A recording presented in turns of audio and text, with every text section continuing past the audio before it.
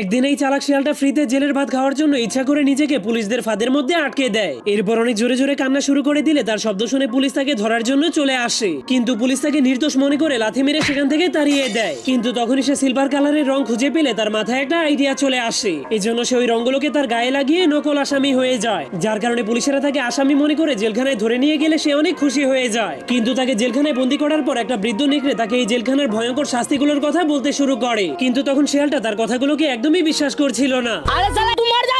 আমি বিশ্বাস করি না। এজন্য বৃদ্ধ নেকড়েটা সবাইকে বাঁচানোর জন্য লোহার মাধ্যমে চাবি বানিয়ে সবাইকে জেলখানা থেকে মুক্ত করে দেয়। কিন্তু সেই পাগল শিয়ালটা জেলের সরকারি খাবার খাওয়ার জন্য নিজেকে আবারও জেলখানার মধ্যে বন্দী করে দেয়। কিন্তু এরপর সে যখনই দেখতে পায় পুলিশেরা তাকে কুপিয়ে মারার জন্য ধারালো কুড়াল নিয়ে তার দিকে আসতে শুরু করেছে, তখন সে অনেক ভয় পেয়ে জেল থেকে পালাতে শুরু করে দেয়। তোরা কে কোনাস আমার বাসা? এই জন্য জেলার তাকে ধরার জন্য তার পিছনে অনেকগুলো ভয়ঙ্কর কুকুর লাগিয়ে দেয়। কিন্তু তখনই পানিতে নামার কারণে তার উপরে লাগানো নকল রংটা